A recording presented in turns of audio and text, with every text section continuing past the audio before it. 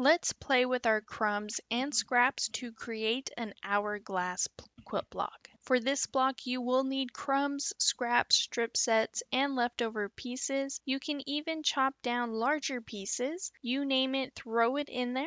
You will also need background fabric, which I highly recommend using something like a high contrast, either in a solid or a print that reads as a solid. So how do you get started? First, you take one fabric scrap and sew it to the other. Then you take another piece and sew that together. You can keep sewing down the line, but all of our seams will be in the same direction, which is no fun because we can make it cooler looking. So let's change it up and add a strip on top. Now, since I added a shorter piece sewn, I don't want to sew Y seams, so what I'm going to do is sew a piece at a diagonal. Then because squares and rectangles are easier to work with, I'm going to add another diagonal piece to get this closer to a square-like shape.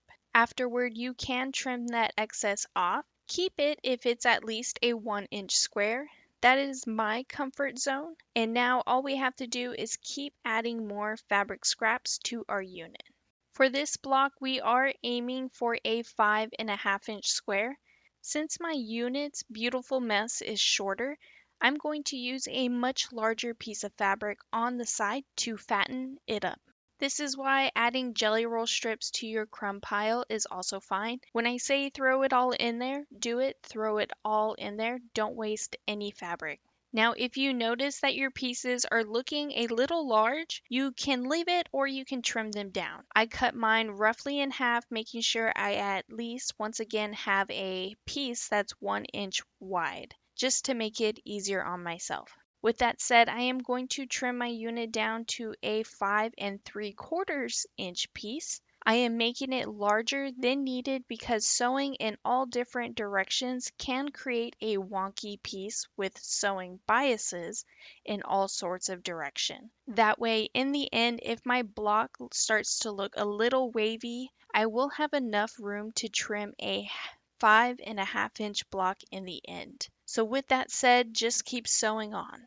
And here we are. I created a long strip set. Now you can make a massive quilt block instead, whichever you prefer. Now I am going to cut out 5.5-inch squares. What is nice is you can move your ruler around, and with a clear ruler, you can actually see what your scrappy block will look like when you cut it out. When I go to cut out my second quilt block, there is a piece that is very close to a 1/4-inch seam allowance, meaning this would disappear and add so much bulk to our quilt in the end when I go to sew it to another piece. So how to get away from this is just go ahead and trim that piece off, plain and simple, and trim as many squares out as you would like to make. For this video, I created 4 so we could have a variety for me to show you how to make an hourglass block. You will need a background fabric in the same size as your scrappy quilt block, which is a 5.5-inch square.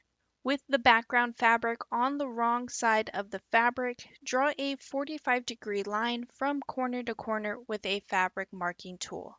Place the background and scrappy squares on top of each other, right sides together, and sew a 1/4-inch seam allowance on both sides of the line that you just drew. Afterward, use a rotary cutter since you will have multiple seams to cut through. This will make it easier to then create 2 5-inch half square triangles. If it isn't perfectly square, don't trim it down just yet because I'm going to save you some time later on. Next, I could use the 2 half square triangles to move on to the next step. However, I'm going to create another scrappy half square triangle to add a little bit more variety.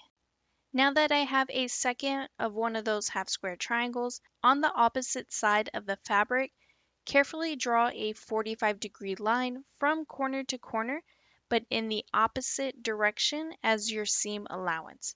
Then you'll take those half square triangles and place them right sides together with the opposite print touching and your diagonal seams going in the same direction.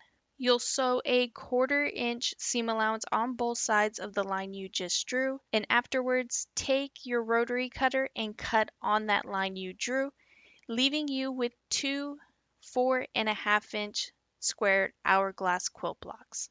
Now is the time to trim your block down. It should end up as a slightly larger square no matter what. And how you do this is make sure all of your block corners are on the 0 and 4.5-inch markings on your ruler. Smaller square rulers help out if you have one on hand, but all you have to do is line up those corners from each of the 45-degree diagonal points and trim the excess away. This method will have you trimming all 4 sides, and it saves you time as you are only trimming your blocks once instead of twice. And that's pretty much it. I'm going to make a couple more, but feel free to make as many as you like. These hourglass quilt blocks are perfect to add as a modern scrappy border to a quilt, or you can add it to a row style quilt top. You can even just sew them all together and make a table runner or go large as a lap size quilt. Either way, have fun with it and use up your scraps. And I do hope you have enjoyed this fun twist. If you could please take a moment to hit that like and subscribe button. Hit the notification bell so you can be notified for your next amazing quilt project.